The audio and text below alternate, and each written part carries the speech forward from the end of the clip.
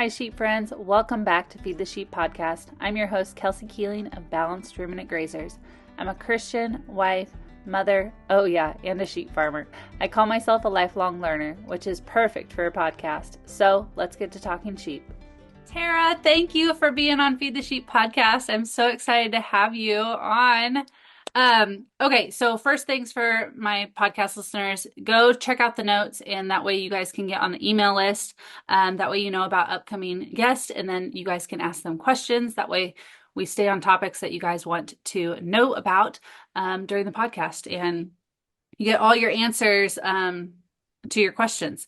Okay, my first question for you, is it slug or typo for your dog?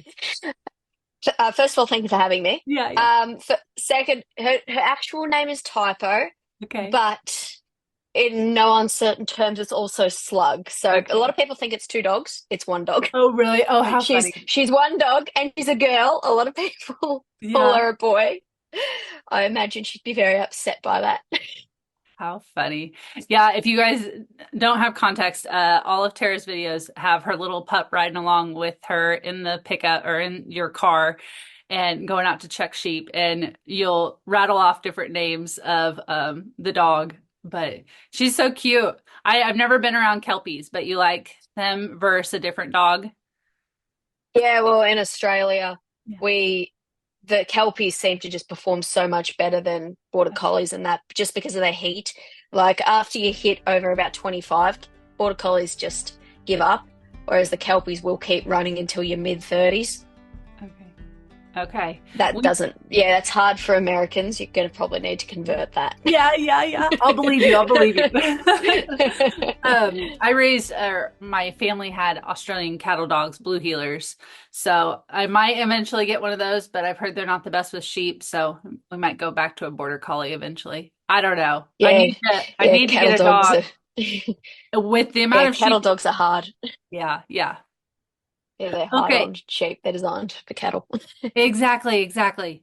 But I have Yeah. love for that breed. I'm like, oh well. Okay, so tell everybody a little bit about you. I don't think I even said that. Where are you at right now, and then about your sheep operation. Yep. So I'm third generation on our farm. We are located in Victoria, Australia. So the Melbourne state, where Melbourne is for Americans that don't know. Um, we are on 4,500 acres.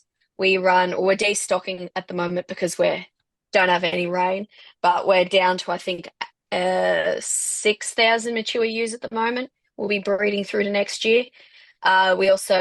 We're moving to an all prime line operation apart from my mob, which is a test, like sort of, dad's like, oh, here's 55 acres. Do what you will. So I went and got some Australian whites from Taddy Keel, and yeah, that's pretty much the operation. Oh, we I don't also do even. broadacre cropping. Yeah, yeah.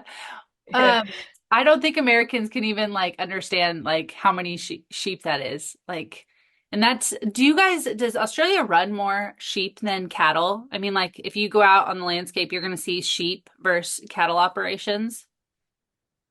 Oh, it depends where you are. Okay. So down southern sort of Australia, like if you kind of draw a line of, maybe two-thirds of the way down, above it, you mostly got merinos, dorpers, and cattle, Oh, like out on your stations that are thousands and thousands or hundreds of thousands of hectares in size. And then below that, you've got like your dairy cows, your like beef cows, like Angus, like your big beefy cows, and then your your sheep down there. okay. So yeah, it's kind of like a divide somewhat of like desert breeds plus merinos, and then everything below you've got your everything like your everything else. Oh, there's Okay. also a lot of feral goats Oh, really? above the line, yeah, as well. Okay. That's a rough estimate, like Okay. to make it simple for you. Okay. Cool. Cool.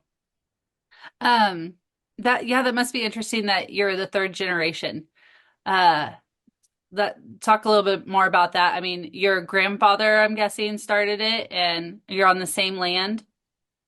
Yep. Or So dad's dad and Dad's mum's dad went out and bought a heap of land, and then over the years, some of it's like fair bit's been sold off. I think we used to have 20,000 acres or something. I don't know, something crazy like that.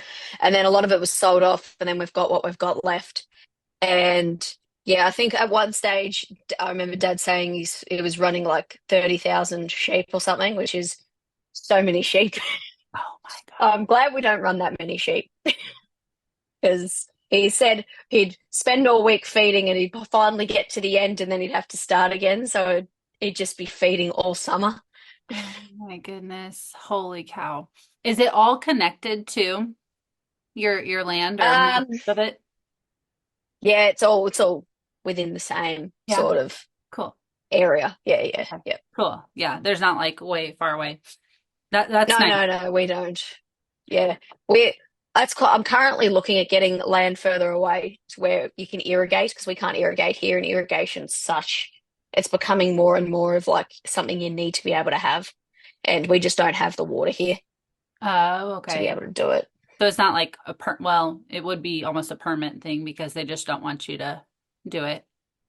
No, well, we don't have like really for irrigation, you either need to be near a river or groundwater, and like there's areas where they do dairy farming where there's just massive underground lakes and they're able to irrigate, but we just don't have that sort of level of groundwater, so Mhm. we Yeah. just can't. Yeah. Oh my goodness. Talk a little bit about your management. So I was watching some of your videos. Are you guys lambing out like once a year? And then how many I don't even know. We don't have we have hair sheep, but do you shear once a year too, or are you guys just lambing and shearing all year round? Oh God, no. Absolutely not. That would be a nightmare. So we've got a schedule that goes with the seasons because when you're in a climate like Australia, you got to follow the schedule or does everything falls apart. So through so if we split the sheep into two or three lambing groups, not lambing groups, into two or three shearing groups, so they're on different shearing schedules. So the first slot of, say, the rams, they're going to go in December. And then we have December to January, the rams are in. And then the next half from February through to like March-ish, rams are in. And then April, rams are in. So we've got those three groups. So the group that had the rams in December are now being shorn in March. Okay. So they're two months prior to lambing. Okay. Then the groups that went in February to March, they get shorn in June, July, depending on weather. And then the ones that went in February, in April, they're the ewe lambs, so they get bred in April. And they'll get shorn they're shorn last on that July, June shearing. Okay. So, and then on the other end of the year, so now we're crutching everything and doing click and stuff so we don't get fly struck. And And then, oh, sorry. sorry. And so for lambing, we lamb May all the way through to end of October, but the sheep, we stagger it out because you might get a cold snap and then everything dies. Like if you get frosts or a couple really, really bad storms in a row, you can lose 100 lambs in a paddock. And so by staggering it, you're still going to guarantee to have lambs by, pushing the longer period. And also, you don't have to check 6,000 sheep a day, Yeah. which would take forever. Yeah. Oh my goodness. Oh my goodness. I don't know if I prefaced this, but we've only had 4 years of sheep. So I feel like you know way more than me. I'm just like, I'll just ask a few questions. Hopefully they aren't stupid questions. Um, No, no, it's yeah. pretty. Yeah, I hope my answers aren't too like confusing. It's hard No, to. I tried to draw a graph and then I drew it and Liam looked at it, my partner, and he's like, "That doesn't make sense." Because I was going to put it up on the YouTube channel and be like, "Here, look at my graph. This is yeah. how it works." No, it makes sense. It makes sense. No, you do a good job of that in your YouTube videos because they're more like entertainment based. But then I've seen you like explain the comments and like you're like, this is why we do this, which normal people, not farmers, would not understand at all. But you do good Yeah, laying the terms. absolutely. Yeah. Absolutely. I think it's important that to not only show things, but tell people why we do it and why we do it in this specific way. Yeah. Because I think a lot of people just look at something and go, oh, like for example, docking the tails, they go, oh, that's cruel. But then I explain, well, the alternative is they're not going to be able to, they're going to shit and they're going to piss. I don't know if you're allowed to swear on here, but Okay. you're going to, they're going to do what they need to do on their tails, and then the flies are going to obviously come and then they're going to eat them alive. Like that's the alternative. Yeah. And, you know, that it's something that needs to be done Yeah, as a definitely. preventative measure. Yeah. This is a side tangent, but how long have you been on YouTube with your channel? So total, it'll be 8 or 9 years this year, but I've only been posting farming content for a year and a half. Okay, okay. Yeah. And do you like it still with Yeah, all the yeah. I go challenges? through waves. Yeah. It's more when like originally I was doing like random videos and I got sick of it because it was just I couldn't think of new ideas and new content to put out. And then I started stressing about it. And I'm like, oh, I don't want to do this anymore. So I just stopped posting. And then Liam, again, he was like, oh, you should start posting farming content. I'm like, oh, yeah, all right. Because then I'm guaranteed to have content because I just take the camera with me, like with Yeah. the phone with me. I only use my phone. Yeah. Yeah. Yep. Daily, there's always something. Yeah, And absolutely. I love it. My husband and I go back and forth and we're like, nobody will know except for us what happened today. Like, just, when those days when you're like shaking your head, you're like, like somebody else is just sitting in an office or like on a Saturday, you're just watching your TV. Like, that is not a day on a farm at all. Yeah, yeah. My sister's an accountant. She likes to watch my videos to remind herself why she's an accountant. Yes, definitely, definitely. That's so funny. What about like management wise? I like to have everybody tell about their management just to get different views on what people do. Do you guys worm regularly? And then like what vaccinations do you guys give to your sheep? Because I mean, you're dealing with a large amount of sheep. If you had a disease or something, like do you try to do biosecurity prevention when you are bringing your sheep on your farm, or are you vaccinating against that? So Australia is pretty good as a whole with biosecurity because, if anyone's ever come to Australia, you got to fill out forms. You got to, there's forms on the plane and stuff with biosecurity and stuff. So as a whole, we don't have as many diseases as everyone else in the world. So like we're foot and mouth free. We don't have rabies, that sort of stuff. And so that eliminates a lot of disease. Worm wise, Dad's always been very, very over the top with preventing worm, preventing resistance in drenches. So we can still use ivermectin, we can still use abamectin, which most farms in, say, your more heavily worming burden, like people who worm on every 8 weeks, they won't be able to use those drenches because worms will be immune to it. Whereas our land and our sheep, we can worm with abamectin and ivermectin because our worms don't have resistance to it, Oh, okay. which, is quite good because it's, $40 of drench versus 200. So it's big difference in price.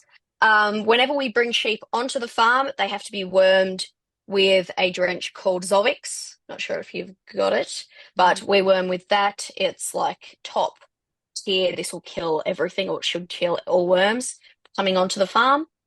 And as they're taken off the truck, before they even leave the yards, they're wormed and then sent out to the paddock.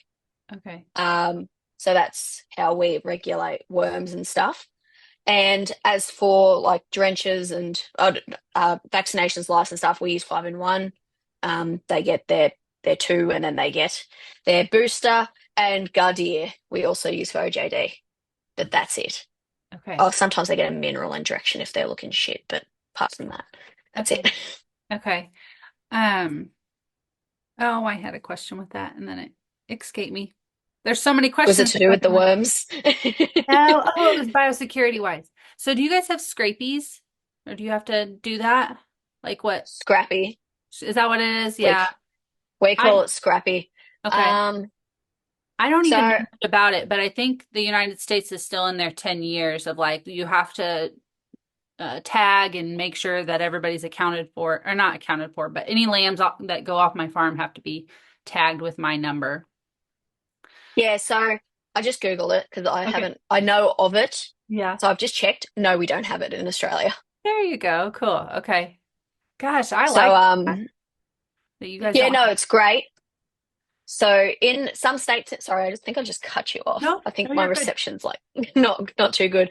But in Australia, I think most states now have to have EID tags where you can, chip all the sheep. They've got microchip in their ear tags, and then you can identify each one individually, which then helps a lot because then if you're going through the paddock, you find a ewe with a prolapse, you put your prolapse back in and you scan her tag, and then when she comes back through at the end of the year when her lambs get taken off her, we can colour so she doesn't, re-prolapse. Um, Also, well, we're not doing it yet, but we're going to be doing it.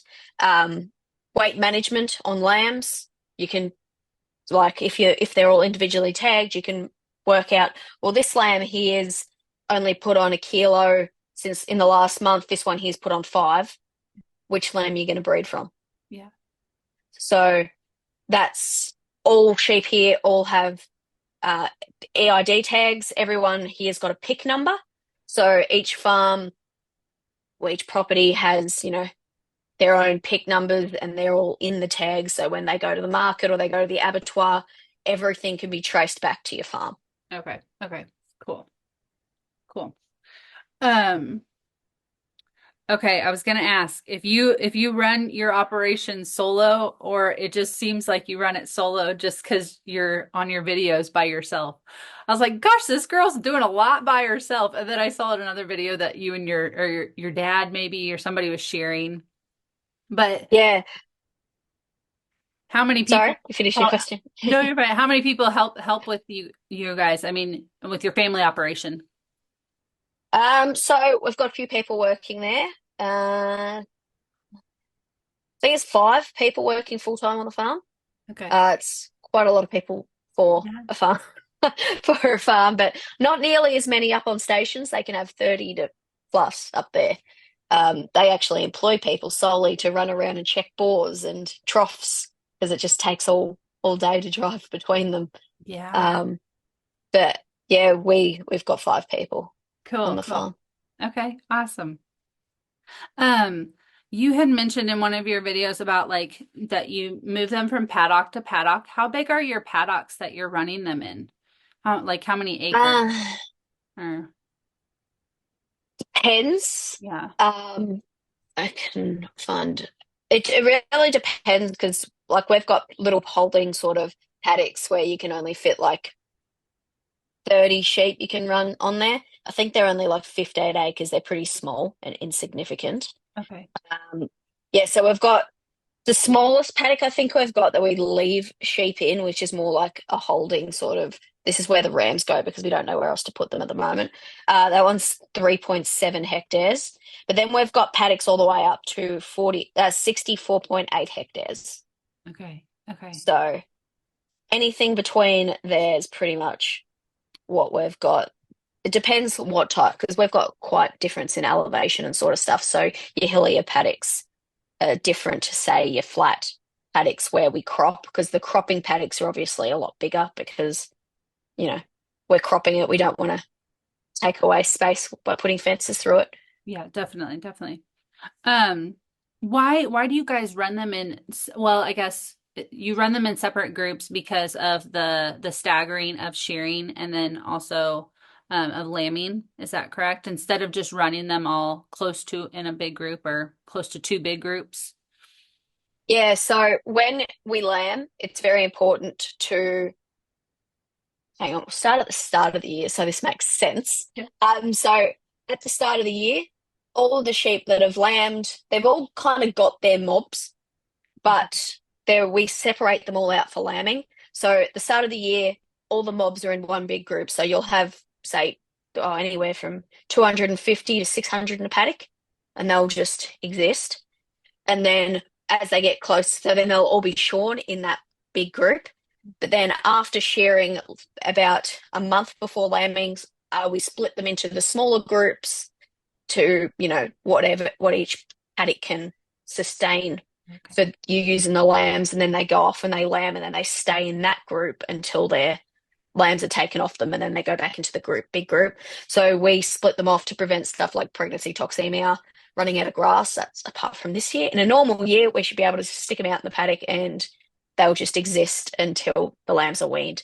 And ideally, you walk the lambs straight onto the truck. Oh, okay, okay. You wouldn't band, or do you? No, you guys still band, is that right? Oh yeah, yeah. We mark them while they're still out in the paddock, but Okay. that's the only, like, ideally the ones that are born in May, they're marked, and then when we wean them, say end of October, start of November, they'd walk straight on the truck Okay. and be straight off mum onto the truck and gone. Yeah. And the ones that we're weaning now were the ones born towards the end of spring or the start of spring, your September ones. They're going to, obviously, this year we have to feed lot and, put them on rape and that sort of stuff to get them to grow out. But yeah, that's pretty much Yeah. how that works, if that answers your question. Yeah, yeah. I'm sorry. My questions are still learning this interview stuff. I like to go, I'm like, wait, what about this? And what about this? So I No, sometimes apologize. I go on tangents and I forget the question and then I don't even answer the question. No, you're good. You're good.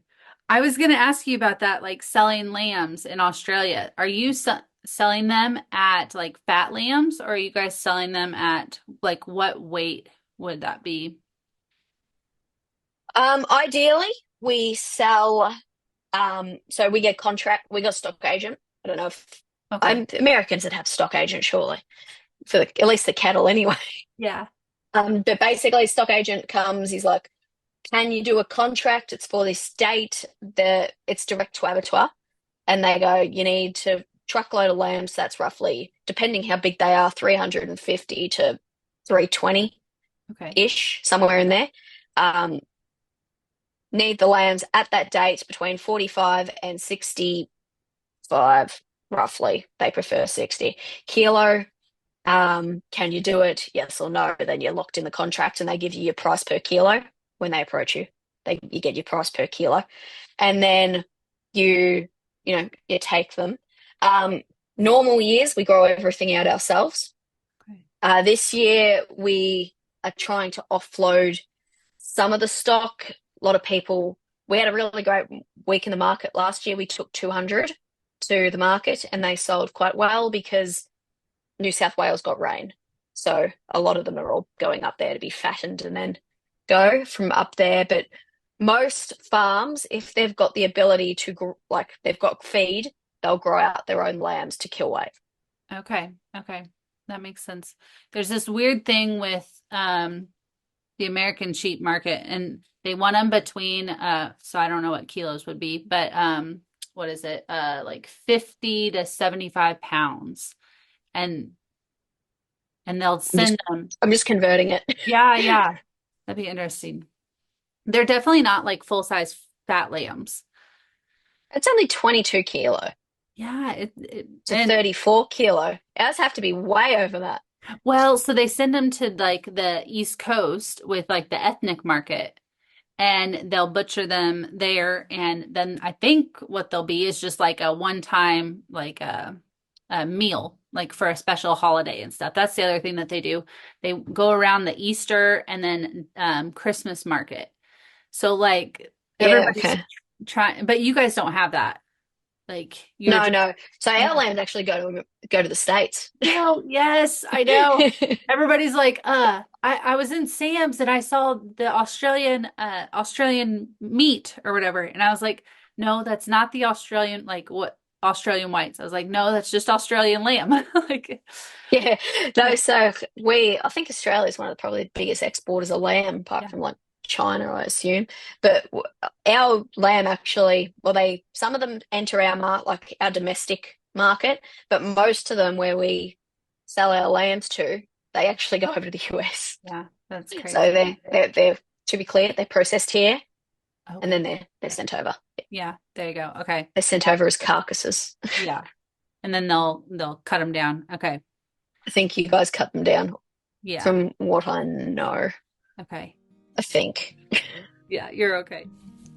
Sheep friends, I wanted to take a minute to thank our sponsor, C90 Salts. We recently went to pick up our first pallet of C90 salt at Tractor Supply, and I was amazed at how easy it was. I simply got an email on my phone that it was in, walked in to tell them I was there, and we were in and out within 10 minutes. C90 just started selling their Essential Elements premium livestock mineral at Tractor Supply to make it easier for farmers to source it.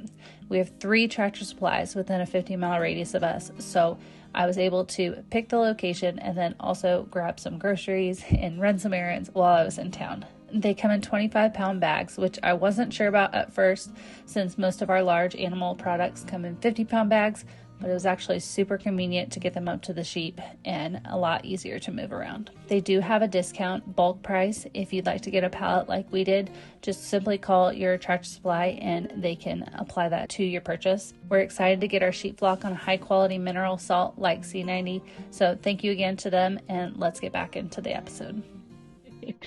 You were talking about sorry, I keep referencing your videos because I haven't followed you for a long time. Like I said, I just listened to like the last 6 or 7 of them. But predator protection, you were talking in one video about like, you're like, okay, if I'd have a dog over here and a dog over here and a dog over there, that's where all my groups are at. You're like, I'd have 17 livestock guardian dogs. That's not feasible. So how do you guys deal with predator protection then? Or, you know, What are we protecting them from? well, do you have coyotes like we do? I would think so. Here we've got foxes and eagles and crows, Okay. and that's it. Well, a fox, you would think If you go up, or if you go up north, you get your dingoes, your wild dogs, crocodiles, that sort okay. of stuff. But like, what's a dog going to do against a crocodile? For starters, like if a crocodile is going to get them, it's when they're going to get a drink, and then the crocodile just grabs them and drags them in. But stations that account for that sort of loss. But like wild dogs and dingoes, there's something called the dingo fence, and that's generally they're not supposed to be below it, but there is some kind of. We don't have dingoes here. We're Mm. very lucky. This area of the state doesn't have them. Um, but yeah, our biggest predators we've got foxes and eagles or hawks, eagle/hawks.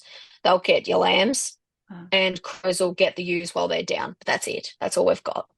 okay, okay. Yeah, and you would think or I don't know, I would think a like large wool sheep would be able to fight off or fend off a fox from her lambs, or the lambs would just run. Depends how. Well, but when they're newborn, the Okay. fox will take them. It just depends how dedicated. We've got great ewes. We've got ewes that'll like fight our dogs, but some just are like, oh well, see ya. Good luck.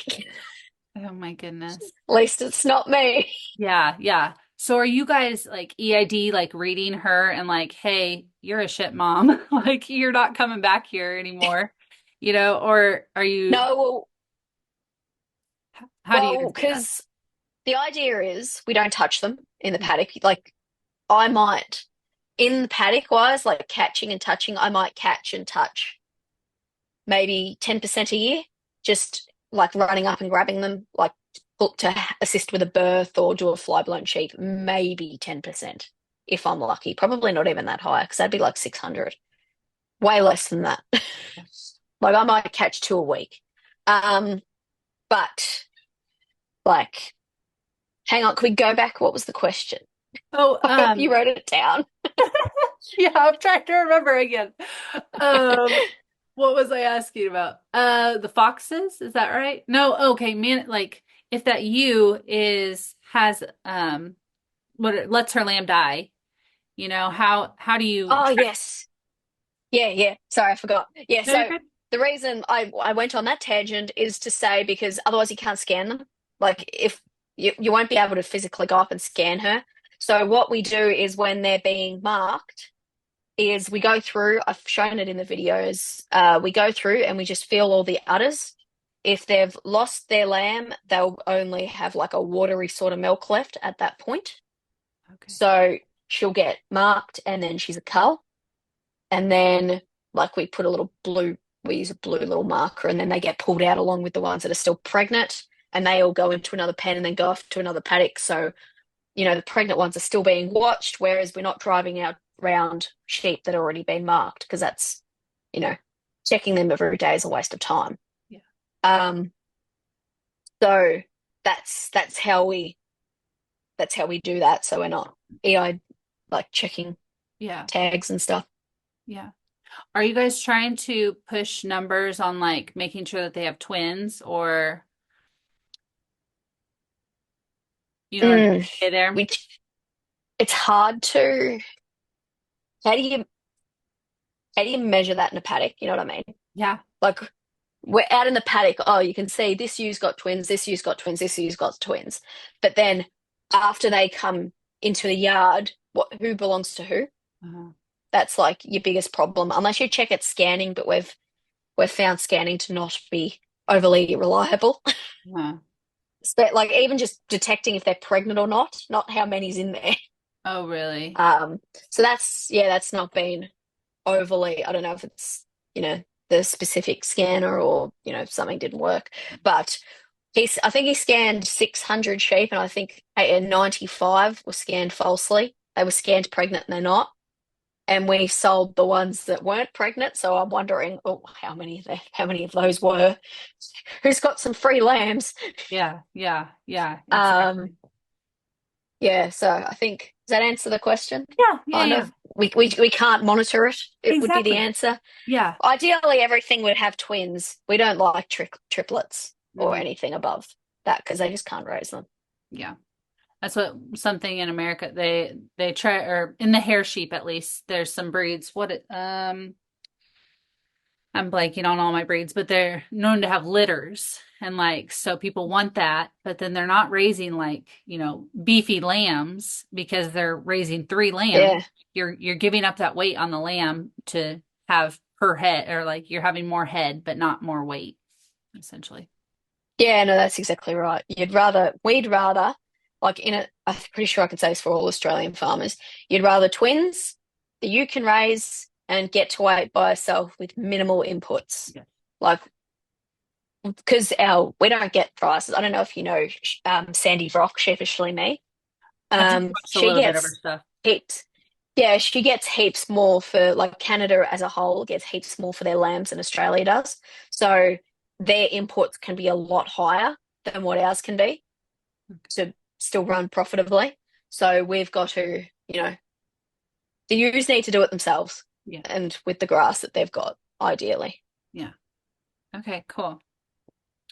So let's dive into Australian whites. So first of all, I want to know, are they, as you answered this in a video or you tried to, are they the hype in Australia that they are? I mean, they're not really a hype. Everybody's still learning about them here in the United States, but they're new.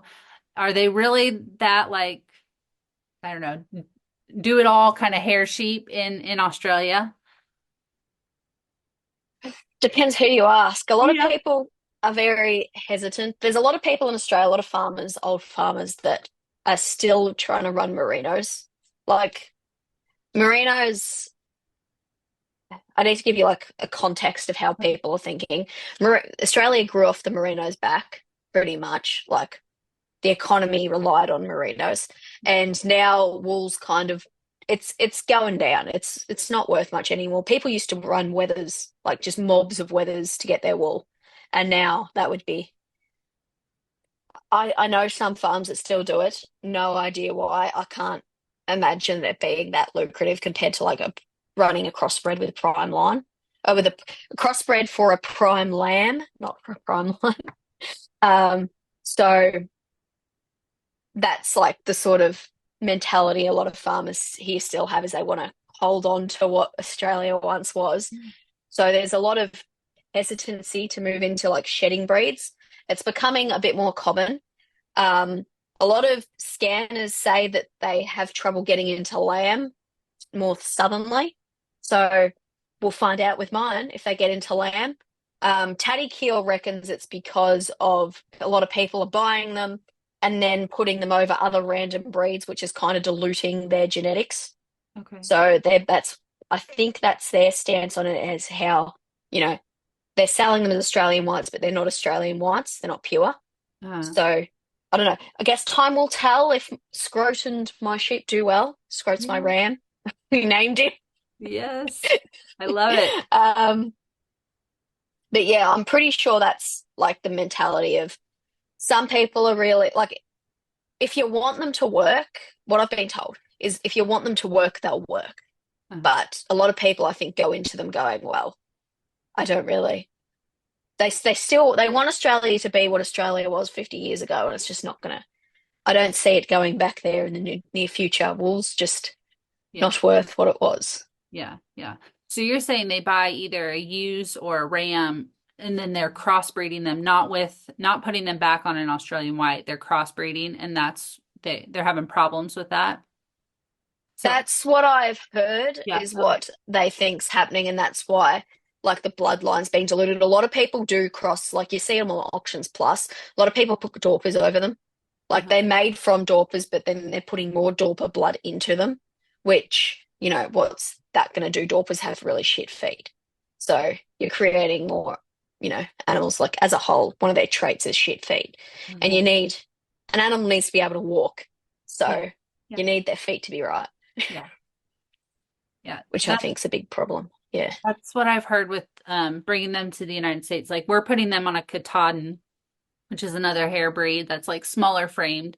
But yeah, I remember Graham saying that like if you have them, you need to put them back on each other so you can keep those genetics as concentrated, I guess, like the things that the genetics bring. You'll be able to Yeah. see them better, yeah, in those Yeah, lines. no, you need to they do a lot of line breeding. Uh-huh. I did an interview. I don't know if you saw the video, but I did an interview with James, and he was saying about how the way they created them was line breeding. So Uh-huh. all of their sheep come back to three. That's crazy. Yeah, and then that's how they've been able to like lock in their shedding genes and lock in all their different genes is by just crossing over and crossing over and crossing over just to get the right genes in the right spot. So every time, like the ones I've got, they're commercial, and I'm pretty sure they might have been studs, and they're like, no, they're not good enough. Okay. And they're like, you can see traits in them where it looks like that they're going to pass them on to their lambs regardless. Like all of their lambs should 100% shed, Yeah. and all of their lambs should have sort of shorter tails and that sort of stuff. Like with my free lamb that I got, one of them was pregnant, and it was one of them. They all were meant to be dry, and a couple of days before we turned up, one of them had a lamb, and they're like, "Oh well, do you want it?" Yes. I would like the lamb. Yes, that's a free sheep. Yes, exactly. The price I'm paying, I want the free lamb, please send Yeah. it down. And then I've been able to see how the lambs perform. And my sheep are literally, they're out on garbage. They're out on dirt and a couple of dry, like bits of grass, and they are fat. They Really? are fat as fat. And I reckon the lamb would be pushing 25 kilo, and she's 6 weeks old. Oh my goodness. I don't know what that is They're pounds wise. like, But I saw a I'm video of thrilled. her. Hang on. I'll convert. Well, that's what I want to take some data um on our sheep and just kind of, I don't know, It's prove. 55 pounds. Okay, at 6 weeks. There you go. Yeah, there you go. Cool. Yeah. I think ours were our rams we had were like 3 months and I think they were like at 80 pounds or something. Our Australian white rams. Hang on, let me convert. Oh yes, yes. Do that again.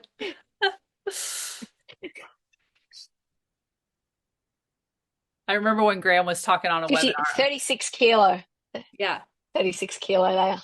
Yeah. I don't know. We thought they were beefy for what they were compared to a Katahdin, I guess is what we were used to. Or a cross, Yeah, a no, cross.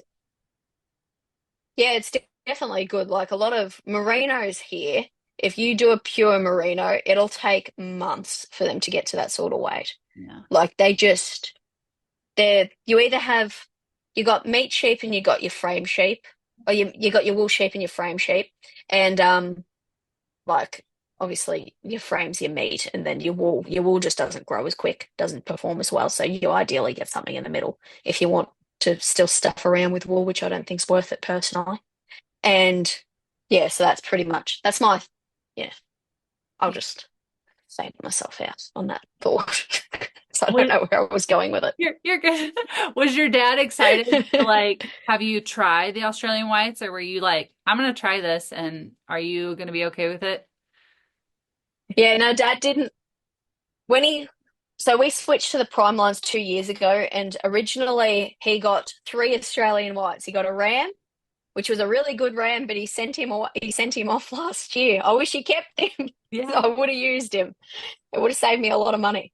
Um, and then he got two females, and he was told by all these people that, they don't breed well, they got bad feet, and then he kind of went off the idea, and then he went to the prime lines, because the idea of the prime lines is they should be at, your 45 to 60 kilo in 4 to 5 months, Okay. which I'm yet to see.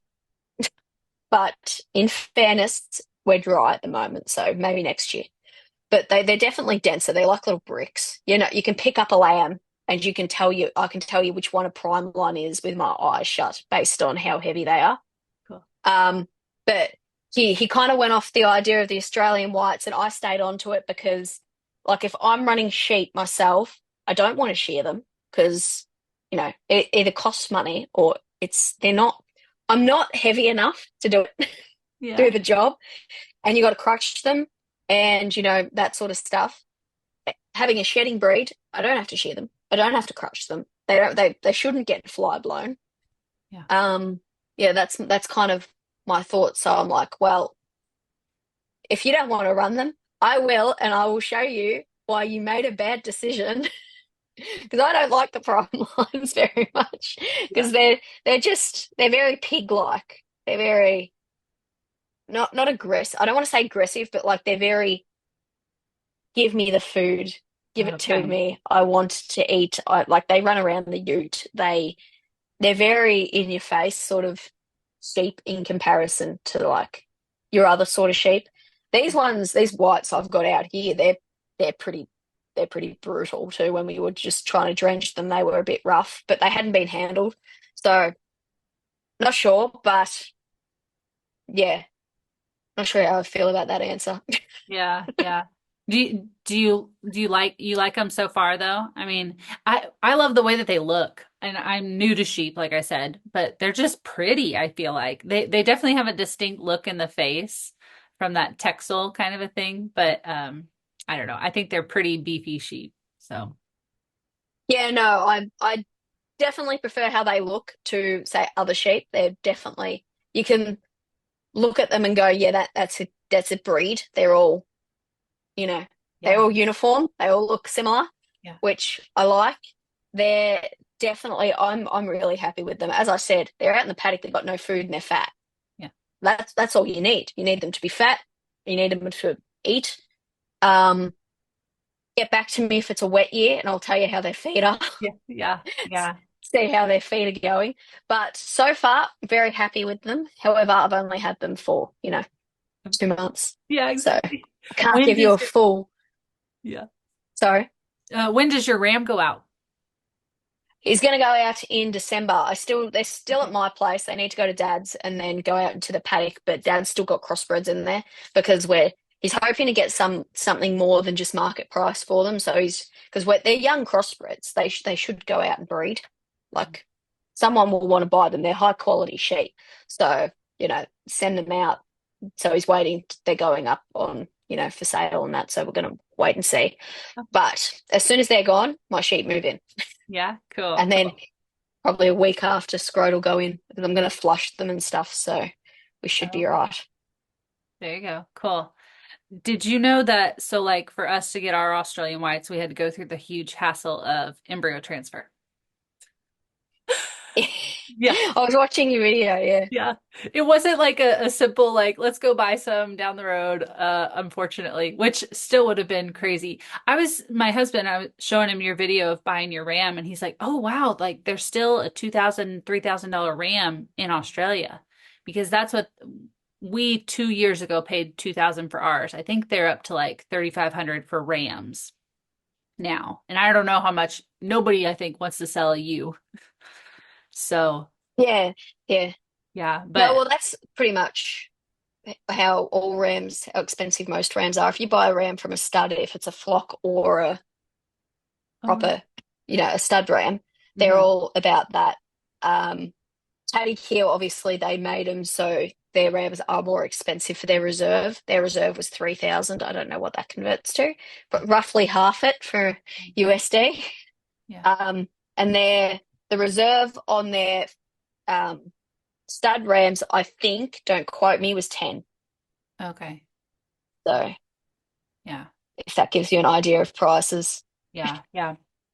I'll have to I was gonna watch their sale. Was it fun being there at the sale? Or It's was it it's an experience. They've got chefs there.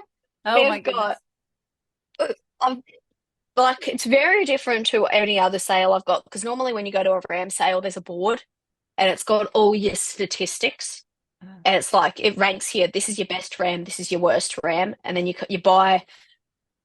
Like we're big believers of buy the best ram you can. You can have the shittest ewes in the world, but if you buy the best ram, your genetics are going to improve. Yeah. So the next year you're going to have better lambs because it's half your ram. And then, you keep buying the best rams, you can put them over garbage and you'll in, 5 years you'll breed out your rubbish. Yeah. So that's how I believe. But when you went to Taddy Kill, you kind of all they had, the information they had was who they were from, like the genetic line. And I think that was it. That's all I had. They didn't have weights or anything. So that was different. I've never seen that. But they had chefs there. There was lots and lots of people there. Yeah. They're set up to sell. Yeah. Yeah. I bet. I bet. Yeah. How are you going to move forward then? Are you going to try to use one of the rams that come out to kind of put it back on those ewes, or are you going to try to buy in another ram of Australian whites? You know what I'm trying to say as you move forward with the breed in your flock. So I've spoken to a lot of stud owners about this, and the like conclusion I got was I'll buy one more ram, and then they found some found that mother over son or like son over mother or like direct is a bit too close. Okay. Some others found that fine, but a lot of the studs, like most of the studs I spoke to, said half brothers and sisters, you're good. Okay. So after we've got the two rams, I'll see how we go, and we'll try different things and see if it works, it works. If it doesn't, it doesn't. Um, but if I get any outstanding ram lambs, I'll keep them as rams and see if I can sell them Yeah, as definitely. rams. If they're no good, then they can be wethers. And Yeah. then same with the ewes. If I get culls, hopefully not out of the 21 I've got out in the paddock. Yeah. Yeah. But yeah, well, I suppose we'll see. It all Yeah. goes down to we'll see. Cool. Cool. I just, yeah, wanted to hear what you had to say about the Australian whites and get your ideas of what, but that's really good for me to hear, the half brother and half sister, because I'm trying to figure out that out It'll myself. make it a lot easier for you. I know, yeah. Well, our problem right now is we're doing the breed up, so that's another whole thing of like, okay, it's easier for genetic diversity, but our true Australian whites, we have four ewes that are all the same genetics because they're all from the same embryo, like ram and sire. And Yeah. I said that wrong. But um but yeah, we only have one ram that's different genetics, so it's a whole thing. We're gonna try embryo transfer Yeah. one more time. Yeah. This next whatever coming up December. But it's a hope and a prayer kind of a thing. I don't I don't know. It's not for everybody for sure because it's a Yeah, lot of no, work and then a lot of hope and prayer. So sorry, what were you gonna say? yeah. Oh, I was going to say when we went to the sale at Taddykill, we actually drove past their embryo transfer center. Oh, They've got an cool. actual building for it, Yeah, so that was interesting to see. cool. Yeah. Well, in one of my videos, someone actually said they laid the floor in there. Oh, really? How funny. Yeah, it's like one of those small world moments when someone watching the video saw the embryo transfer center and they're like, "Oh yeah, I'll put the floor in there." How funny. How funny. Yeah, I guess they're shipping straight. They got it approved or whatever to ship straight from there internationally. So that was a big deal, they said. So I don't know. So It's it's Taddykill. Your line's Taddykill, or yes, yeah, yeah, yeah, yep, they're straight from there. There are some other ones in the United States that they're like shipping over from other breeders, I think. But the association that we're a part of works with Graham, which is good. I like that we know yeah, that those lines are good lines. So yeah, yeah. yeah. No, there's a few studs now starting to pop up. So you're starting to get like in different areas, they're breeding for different things. So you've got your original tatty kills, and then you've got your tatty kills for the mallee, and you get your tatty kills for like your wet sort of regions, which, Okay. probably could have been very beneficial for me. Um, I went to Bengali for my ram because he was one of the lambs out of Platinum. And I don't know if you know who Platinum is, but he's the expensive ram that was Yeah. sold a few years ago. Is that what brought you to that stud ram place? I was wondering that. Yeah, Yeah. I Okay. wanted I wanted the I wanted to just see because 240,000 is a lot of money for an animal. Yeah. So Yeah. I wanted to see what it was all about. So I've got it, and we'll see how his offspring goes. Yes. I'm excited for you. So yeah, May lambing, is that when? They should, Yeah. if they need to go into the paddock. So as long as the Okay. crossbreds are gone, he's going in. I've Yeah. got his harness. It's the first time I'm using it because we normally just stick him out in the paddock and hope for the best. But Uh-huh. I've got the harness. I'm going to see if it works, Okay. and we'll see. We'll see how he goes. Are I you haven't you seen him mount any of the lambs in there, so it's a okay. concern because he's not Yeah. really doing anything. Because he's only a year old or Yeah, he was born August last year, and he's okay, okay. in with a couple of weather lambs at the moment who would be at like wait for him to start, jump. You know how they jump and they play around sort of thing. I haven't seen him do it, so Yeah. I don't know. Bit concerned about that, but hopefully he's just saving himself for my ladies. Exactly. Let's hope and pray that's what he's doing. Good vibes, good vibes. Yeah. How funny. Um, my podcast is called Feed the Sheep because just we've tried in the past farming without God on our side and it's never gone very well. I found myself on my knees in farming time and time again and being like, why is this happening? And so my husband and I are just Christians and so I didn't know if it would be okay if I close it in a prayer for you and your farm. Okay. Um Says God, thank you for letting me connect with Tara today and sharing our love for sheep over the podcast. Thank you for all the knowledge that she was able to share with the audience. I ask that you watch over her and her family as they head into harvest, watch over their sheep, and let them get some relief from the drought. Watch over Tara's Australian white ewes and let lambing season be abundant. Amen. So, Thank you. yes, Amen. thank Thank you you. so much for your time. We'll No, have to, thank you for having me. I appreciate it. yeah, yeah. I will have to hit you up and let you see how lambing goes. Or no, I'll just watch the Yeah. videos. And then when I Yeah. comment, I want you to do a battle the comments with mine. You're like, Kelsey, why is it? I don't know, something. Those are so funny. If you guys Oh, some haven't people already, just go watch some of Tara's videos. What it's under Tara Farms. Yeah. Yep, that's the one. Yep, Okay. Anything out like you have a Instagram, right? I do. It's the same there. I think Okay. there's an Okay. underscore in it somewhere. Okay, cool. I'll link it below in the notes so people can go check you out. Thank you. See these Aussie whites in action. Yep. Yep. Yep. Perfect. Hopefully. And slug or typo. And slug. Yeah.